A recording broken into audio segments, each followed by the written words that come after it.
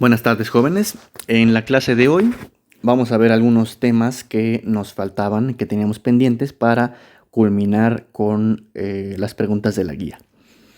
Eh, Esta es la semana 18, es la penúltima clase que estamos tomando. Así que esta clase será breve, solamente abarcaremos esos temas pendientes y responderemos las preguntas. Y la siguiente sesión, pues terminaría las últimas preguntas que sobren de la guía y respondería algunas dudas de ustedes en caso de que me las manden. Así que bueno, empezamos. Primero, aquí voy a poner en este video voy a poner algunas expresiones que a lo mejor no van a quedar tan claras, pero lo que necesito es que quede claro la parte conceptual. Entonces, primero, vamos a definir algo que se llama flujo magnético. Se define matemáticamente como esta integral, que representa una integral que le llamamos de superficie, del campo magnético, que se representa por una letra B mayúscula. Es el campo magnético, punto un diferencial de superficie. ¿Eso qué me está diciendo? Bueno, tú vas a agarrar una pequeña superficie, bueno, en general, imagínate que tienes un imán aquí, ¿no? Aquí tienes un imán con polo norte, polo sur, por lo tanto, salen líneas de flujo de esta forma. ¿Estamos de acuerdo? Bueno, ahora imagínate que ese imán, tú quisieras saber qué tanto campo magnético sale de él, ¿no? Una forma de saber qué tanto campo magnético sale de él es calculando esto que se llama flujo magnético. ¿Cómo lo hacemos? Bueno, tú pones una superficie como esta que puse aquí, de la forma que tú quieras. Puede ser una esfera, puede ser una forma de sábana, etc. Y lo que haces es calcular esta integral. ¿Qué es esto que tenemos aquí? En esencia es calcular qué tanto campo magnético atraviesa esta superficie, ¿no? Entonces estamos multiplicando el campo magnético por un segmento de área, digamos un cuadrito, y eso lo estamos sumando sobre toda la superficie. Eso significa esta integral. El resultado nos da una idea de qué tanto campo magnético está atravesando esta superficie, y a eso le llamamos flujo magnético. Bueno, ¿eso para qué nos sirve? Bueno, nos sirve para definir una cantidad que se llama inductancia. La inductancia se define para una bobina. ¿Qué es una bobina? No es otra cosa que alambre enrollado por el cual pasa una cierta corriente eléctrica. ¿Ok? Bueno, ya vimos que un alambre enrollado, si le haces pasar una corriente eléctrica, va a generar un campo magnético como si fuera un imán, de esta forma, etc. ¿Ok? La diferencia es que en este caso el campo magnético va a estar más concentrado adentro de la bobina, o sea, aquí adentro, que afuera. Afuera el campo magnético es muy débil, sin embargo, aquí adentro el campo magnético es muy fuerte. Por lo tanto, podemos considerar que el campo magnético únicamente se encuentra dentro de la bobina, ya que afuera es demasiado débil.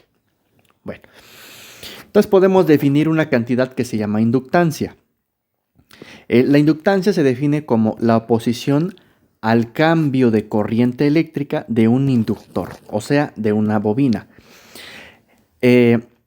Este campo magnético que se genera alrededor de la bobina está causado por la corriente eléctrica que atraviesa la bobina.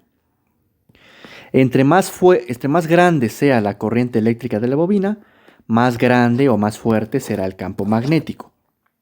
¿Ok?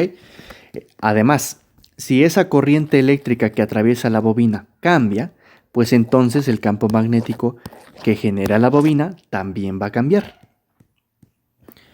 Por otro lado, nosotros sabemos que una corriente eléctrica también puede ser afectada por un campo magnético. Entonces lo que sucede es lo que voy a describir a continuación. La corriente eléctrica que atraviesa el cable enrollado o el alambre enrollado, causa un campo magnético. Ese campo magnético, si ese campo magnético cambia, causará o provocará una corriente eléctrica opuesta, es decir, en el sentido contrario hacia donde el circuito impuso la corriente original. Es decir, la corriente original iba, aquí lo dibujé al revés. La corriente original va así, aquí entra y aquí sale. ¿Okay? Y la corriente que genera el campo magnético cambiante va en sentido opuesto, o sea, aquí entraría y aquí saldría, pasando obviamente por la bobina. ¿Ok? A ese fenómeno se le llama inducción o corriente inducida. Y lo que sucede entonces es que la corriente que atraviesa la bobina cambiaría. ¿Ok? Sin embargo, hay un fenómeno que se llama inductancia, que es ese cambio. O sea, si tú haces que cambie la corriente que atraviesa esta bobina, debido a la corriente inducida, habrá una resistencia al cambio o una oposición al cambio de esa corriente. Esa oposición se llama inductancia y se calcula así. Se calcula como el flujo magnético, que ya lo definimos aquí arriba, por el número de vueltas de la bobina entre la corriente que atraviesa la bobina. ¿Ok? En este caso, repito, estas dos expresiones no las vamos a usar, simplemente quiero que quede claro la parte conceptual. Esta cantidad que se llama inductancia es me da una idea de qué tanto se opone al cambio de corriente esta bobina. Tiene que ver con el número de vueltas y con la corriente que atraviesa la bobina. En específico, si hablamos de una bobina como esta de aquí abajo, una bobina así, que tenga n vueltas, que tenga una sección transversal de área A y que tenga un largo X, entonces la inductancia de esta bobina se calcula con esta fórmula. Esta fórmula sí tenemos que conocerla y aparece una constante que se llama permeabilidad magnética, que no es necesario especificar tanto qué significa, sino más bien es una constante que me permite hacer esta igualdad. ¿Ok? Entonces, la inductancia de una bobina es proporcional al cuadrado de las vueltas, también es proporcional al área que abarca la bobina y es inversamente proporcional al largo de la bobina. Es decir, entre más larga sea la bobina, menor es la inductancia. Entre más número de vueltas tenga, mayor es la inductancia y entre mayor área abarque, mayor es la inductancia. Entonces, con eso podemos responder la pregunta 25. La pregunta 25 dice lo siguiente. Dice, existe un solenoide con inductancia L, o sea, una bobina. Un solenoide es una bobina, es decir, alambre o cable enrollado de forma que está siendo atravesado por una corriente. Entonces tenemos un solenoide con inductancia L, con sección transversal de área A, longitud X, número de vueltas N, y su núcleo tiene una permeabilidad magnética mu. Por cierto, esta permeabilidad magnética depende de lo que tengas aquí adentro, que puede ser el vacío o puede ser un material. Aquí lo más importante, recordemos, es la fórmula. Entonces dice, relaciona las modificaciones con el resultado producido sobre él. Si se incrementa al doble el número de espiras, entonces, es decir, si en lugar de n tuvieras 2n espiras, ¿qué pasaría? Pues como en la fórmula tienes n cuadrado, aquí lo que tendrías que tendrías que elevar 2n al cuadrado, o sea, aparecería 4n cuadrada. Es decir, la inductancia aumentaría al cuádruple. Entonces el 1 se relaciona con el inciso C. Sería 1C. 2. Se incrementa al triple la permeabilidad magnética. Si la permeabilidad magnética aumenta el triple, la inductancia aumentaría el triple también. Entonces sería 2.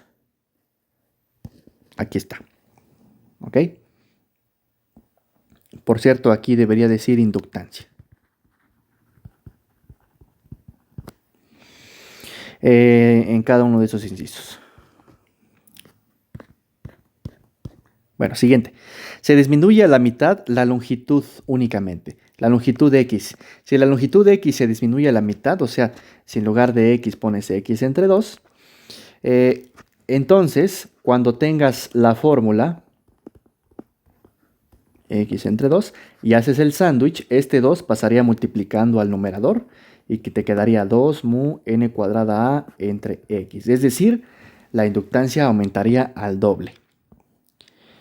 O sea, el 3 está relacionado con el A. Y el 4, se disminuye a la mitad el área de la sección transversal. Si esto se disminuye a la mitad, directamente la inductancia disminuye a la mitad. Entonces sería 4D. Entonces la respuesta sería 1C, 2B, 3A y 4D. Bueno,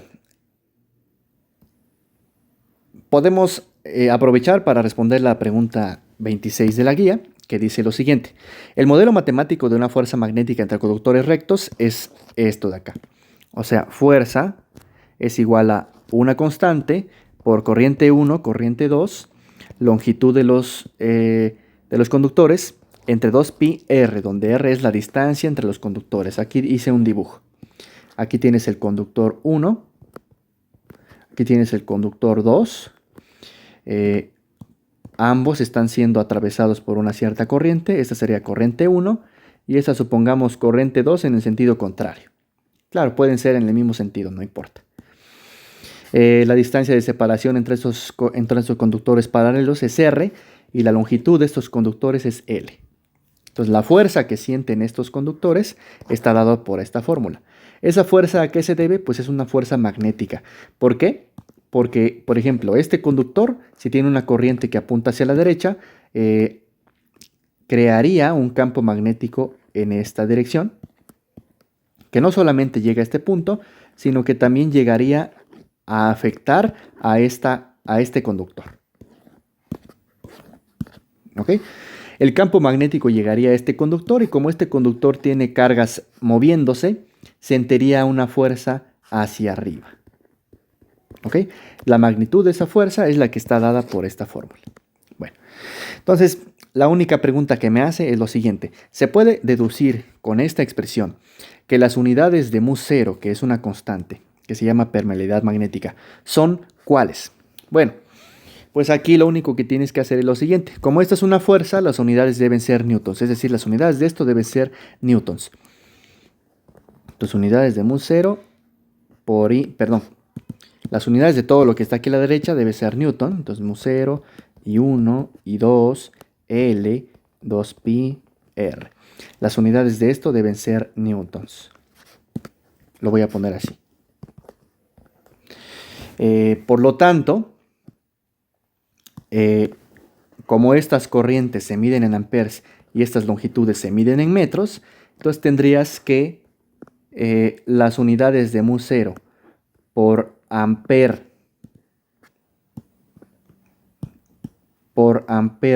al cuadrado, porque aquí tienes ampere, por metro entre metro, o sea, los metros se cancelan, me tiene que dar newton. Y de aquí lo despejas, las unidades de mu entonces quedarían newton entre ampere cuadrado. Entonces la respuesta sería inciso C. Y ya para terminar, voy a mencionar rápido la ley de Biot-Savart para responder una de las últimas preguntas. La ley de Biot-Savart es una expresión que no la vamos a entender a todo detalle, pero lo que me permite es calcular el campo magnético que genera un conductor por el cual atraviesa una corriente eléctrica. Entonces imagínate que tienes un conductor, el conductor lleva una cierta corriente eléctrica. Tú puedes, primero, el conductor genera un campo magnético que está dada en esta dirección. Entonces todo aquí aparece el campo magnético, todo aquí. Y no solo de ese radio, sino de radios más grandes, etc. Entonces tú podrías calcular el campo magnético que se crea a una cierta distancia r. Entonces ese campo magnético se calcula con esta cantidad. En realidad aquí esta fórmula me dice la forma de calcular un diferencial de campo magnético, es decir, un campo magnético creado por un segmento pequeño del conductor. Si quieres calcular el campo magnético completo, tendrías que calcular la integral de esto, lo cual pues no lo vamos a hacer. Simplemente, les reitero, es una fórmula y lo más importante es entender la parte conceptual. ¿Qué es este mu cero? Es la permeabilidad del vacío y está dado por este número, donde T es la unidad en la que se mide el campo magnético, que son teslas. Muy bien. Entonces, en este caso, lo más importante es que el campo magnético lo relaciona con la corriente eléctrica que atraviesa este conductor. Ok, que por cierto, aquí puse 2 veces la corriente eléctrica, nada más debe ir una vez. Ok. Bueno, entonces, el campo magnético es directamente proporcional a la corriente que atraviesa el conductor e inversamente proporcional al cuadrado de la distancia donde quieras calcular el campo magnético. Es decir, entre más te alejes del conductor, menos campo magnético vas a sentir. Y entre más corriente atraviesa el conductor, más campo magnético vas a sentir. Entonces, para terminar, pregunta 24. En la ley de Biot-Savart se relaciona el campo magnético con, en un conductor de longitud infinitesimal, pues con la corriente eléctrica en un conductor de longitud infinitesimal. Inciso A. Bueno, con eso terminamos la clase de hoy. La siguiente es la última clase, por lo cual responderé algunas que tenemos pendientes, algunas preguntas de la guía. Y de preferencia les pido que me manden sus dudas para responderlas en esta semana y el sábado subir un video con todas esas dudas. Que tengan un buen fin de semana, estamos en contacto.